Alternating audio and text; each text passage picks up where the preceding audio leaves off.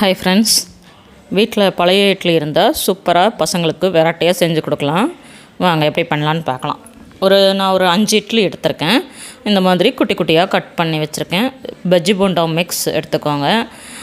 தேவையான பொருள், அப்புறம் வெங்காயம், பெரிய வெங்காயம் சின்ன சின்னதாக நறுக்கி வச்சுருக்கேன் 1, அப்புறம் குடமிளகா 1 குட்டியாக நறுக்கி வச்சுருக்கேன், பாதி குடமிளகா, அப்புறம் ஒரு 3 ஸ்பூன் தக்காளி சாஸ், டொமேட்டோ சாஸ் எடுத்திருக்கேன், அப்புறம் கொஞ்சோண்டு கார்ன்ஃப்ளவர் மாவு. இவ்வளோ தான் நம்ம ரெடி பண்ணுறதுக்கு. பஜ்ஜி போண்டா மிக்ஸ் போண்டாவுக்கு கரைக்கிற மாதிரி கரைச்சிக்கோங்க.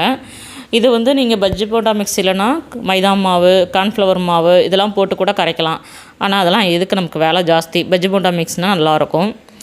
நல்ல பஜ்ஜி போண்டா பதத்துக்கு கரைச்சி, அந்த மிக்ஸ் பதத்துக்கு கரைச்சி வச்சுட்டு இட்லி அதில் போட்டு பரட்டி இந்த மாதிரி பொரிச்சு எடுத்துக்கோங்க. ஒரு 4 இட்லி இருந்தாலே 2 பேர் சாப்பிட்ற அளவுக்கு நிறையவே வந்துடும்.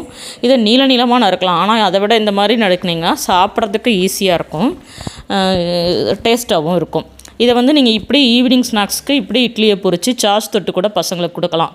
பக்கோடா மாதிரி நல்லாயிருக்கும். எல்லா சைடும் நல்லா வேகிற மாதிரி திருப்பி விட்டு எடுத்துருங்க. நல்லா சிக்கன் பீஸு, இந்த காலிஃப்ளவர் பக்கோடா மாதிரி சூப்பராக வெந்து செமையாக இருக்குது பாருங்கள். இந்த மாதிரி எடுத்து வச்சுக்கலாம். இந்த மாதிரி எல்லாத்தையும் நான் கரைச்சி எடுத்துக்கிறேன். நான் இப்படி தான் எடுத்து மாவில் பரட்டி அப்படி வச்சுக்குவேன். அப்படி எடுத்து போட்டுருவேன். ஏன்னா நிறைய இருக்குது பார்த்திங்களா, ஒவ்வொன்றா முக்கி போடுறதுக்கு லேட் ஆகும். இந்த மாதிரி எல்லாத்தையுமே 3 ரவுண்டில் பொரித்து வச்சுருக்கேன்.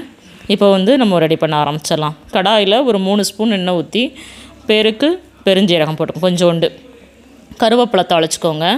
பெரிய வெங்காயத்தை நீளமாக நறுக்குனா நல்லா தான் இருக்கும். ஆனால் பசங்க அதெல்லாம் தனியாக எடுத்து வச்சுருவாங்கல்ல, அதனால் குட்டி குட்டியாக நறுக்குனாங்கன்னா நீங்கள் அந்த இட்லியோடு நல்லா சேர்ந்துரும், பசங்களும் ஒழுங்காக சாப்பிட்ருவாங்க. ஓரளவுக்கு வதங்கினோடனே குடமிளகாவும் சேர்த்துக்கோங்க. குடமிளகா ஒரு சும்மா ஒரு கொஞ்சோண்டு இப்போ குடமிளகா தான் குட்டி குட்டியாக நறுக்கி வச்சுருக்கேன். அதுவும் டேஸ்ட்டுக்கு தான். உப்பு சேர்த்துக்கோங்க. ஏற்கனவே பஜ்ஜி போண்டா மிக்ஸ்லேயும் உப்பு இருக்கும், இட்லி மாவுலேயும் உப்பு இருக்கும். அதனால் வெங்காயத்துக்கு தேவையான அளவு உப்பும், உங்களுக்கு காரத்துக்கு ஏற்ற மாதிரி காரப்பொடி, தனி மிளகாத்தூள் சேர்த்துக்கோங்க. அதுக்கப்புறம் காஷ்மீர் வத்தப்பொடி இருந்தால் சேர்த்துக்கோங்க, கலருக்காக தான். அப்புறம் கரம் மசாலா பொடி 3 சேர்த்து நல்லா வதக்கிட்டு சாஸ் எடுத்து வச்சுருக்கோம் இல்லையா, அந்த சாஸை போட்டு நல்லா கிண்டி விட்டுருங்க. சாஸை போட்டு கிண்டினோடனே நல்ல ஒரு கலர் வரும்.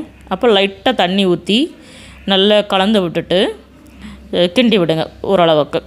இது ஈவினிங் ஸ்நாக்ஸுக்கோ இல்லை காலைல டிஃபனுக்கு கூட நம்ம பண்ணி கொடுக்கலாம். ஓரளவுக்கு தண்ணி ஊற்றி நல்லா கிளறி விட்டுட்டு கூட கொஞ்சம் ஒரு 2 கிளாஸ் 3 கிளாஸ் தண்ணி ஊற்றிக்கோங்க. நல்லா கொதித்தோடனே இந்த கார்ன்ஃப்ளவர் மாவு 2 ஸ்பூன் எடுத்துருக்கேன், அதை நல்லா கரைச்சி வச்சுக்கோங்க. கட்டி விழாமல் கரைச்சி வச்சுட்டு கொதித்ததுக்கப்புறம் கார்ன்ஃப்ளவர் மாவை ஊற்றுங்க. ஊற்றின உடனே டக்குன்னு கெட்டியாக ஆரம்பிச்சிரும். அப்படி ஆகும்போது உடனே ஒரு கிண்டி விட்டுட்டு அந்த இட்லியை நம்ம சேர்த்துடலாம். ரொம்ப நேரம் கொதிக்க விட்டுறாதீங்க, அப்புறம் ரொம்ப கெட்டியாயிரும், இட்லியோடு அது சேராது. இந்த மாதிரி சேர்த்து நல்லா கிளறி விடுங்க.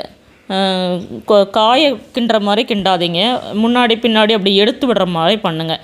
இட்லி உடையாது தான், இருந்தாலும் குழஞ்சிடக்கூடாது இல்லையா, அதனால் சிம்மில் வச்சு இந்த மாதிரி கிண்டி அப்பப்போ லைட்டாக கிண்டி விடுங்க. ஓரளவுக்கு டக்குன்னு அந்த இதெல்லாம் கொதித்து அந்த கார்ன்ஃப்ளவர் மாவு இதில்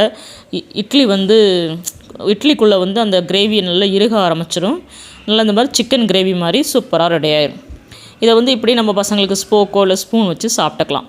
ஒரு 5 நிமிஷத்தில் பார்த்திங்கன்னா நல்லா இந்த மாதிரி எல்லாம் இறுகி ஒரு கிரேவி பதத்துக்கு வந்துடும். அப்புறம் கொத்தமல்லி தழை தூவி இறக்கிடலாம்.